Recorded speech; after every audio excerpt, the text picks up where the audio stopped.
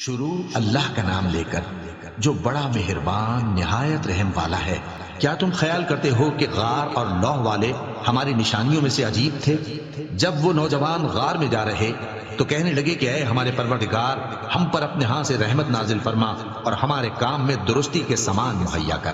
تو ہم نے غار میں کئی سال تک ان کے کانوں پر نیند کا پردہ ڈالے رکھا، یعنی ان کو سلائے رکھا۔ پھر ان کو جگہ اٹھایا تاکہ معلوم کریں کہ جتنی مدت وہ غار میں رہے دونوں جماعتوں میں سے اس کی مقدار کس کو خوب یاد ہے۔ ہم ان کے حالات تم سے صحیح صحیح بیان کرتے ہیں۔ وہ کئی نوجوان تھے جو اپنے پروردگار پر ایمان لائے تھے، اور ہم نے ان کو اور زیادہ ہدایت دی تھی اور ان کے دلوں کو مربوط یعنی مضبوط کر دیا۔ جب وہ اٹھ کھڑے ہوئے تو کہنے لگے کہ ہمارا پروردگار آسمانوں اور زمین کا مالک ہے، ہم اس کے سوا کسی کو معبود سمجھ کر نہ پکاریں گے۔ اگر ایسا کیا تو اس وقت ہم نے بے عقلی کی بات کی۔ ان ہماری قوم کے لوگوں نے اس کے سوا اور معبود بنا رکھے ہیں، بھلا یہ ان کے معبود ہونے پر کوئی کھلی دلیل کیوں نہیں لاتے؟ تو اس سے زیادہ کون ظالم ہے جو اللہ پر جھوٹ باندھے؟ اور جب تم نے ان مشرکوں سے اور جن کی یہ اللہ کے سوا عبادت کرتے ہیں ان سے کنارہ کر لیا ہے تو غار میں چل رہو، تمہارا پروردگار تمہارے لیے اپنی رحمت وسیع کر دے گا اور تمہارے کاموں میں آسانی کے سامان مہیا کرے گا۔ اور جب سورج نکلے تو تم دیکھو کہ دھوپ ان کے غار سے داہنی طرف سمٹ جائے، اور جب غروب ہو تو ان سے بائیں طرف کترا جائے، اور وہ اس غار کے کشادہ حصے میں تھے۔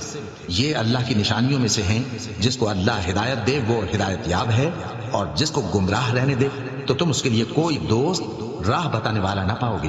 اور تم ان کے متعلق خیال کرو کہ وہ جاگ رہے ہیں حالانکہ وہ سوتی ہیں، اور ہم ان کو دائیں اور بائیں کروٹ بدلاتے تھے، اور ان کا کتا چوکھٹ پر دونوں ہاتھ پھیلائے ہوئے تھا۔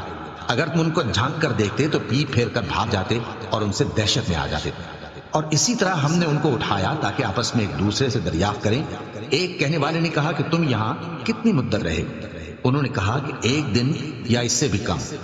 انہوں نے کہا کہ جتنی مدت تم رہے ہو تمہارا پروردگار ہی اس کو خوب جانتا ہے، تو اپنے میں سے کسی کو یہ روپیہ دے کر شہر بھیجو، وہ دیکھے کہ نفیس کھانا کون سا ہے تو اس میں سے کھانا لے آئے، اور احتیاط سے آئے جائے اور تمہارا حال کسی کو نہ بتائے۔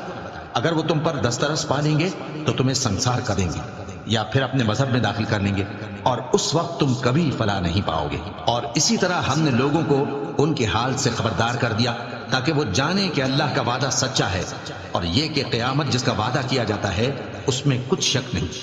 اس وقت لوگ ان کے بارے میں باہم جھگڑنے لگے اور کہنے لگے کہ ان کے غار پر عمارت بنا دو۔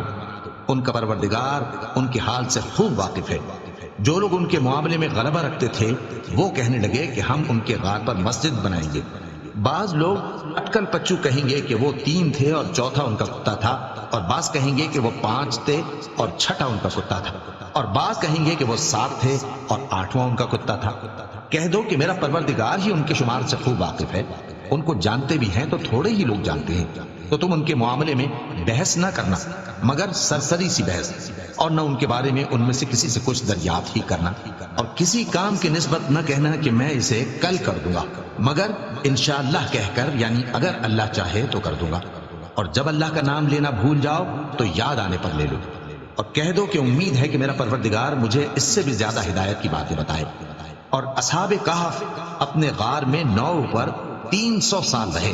کہہ دو کہ جتنی مدت وہ رہے اسے اللہ ہی خوب جانتا ہے، اسی کو آسمان اور زمین کی پوشیدہ باتیں معلوم ہیں، وہ کیا خوب دیکھنے والا اور کیا خوب سننے والا ہے۔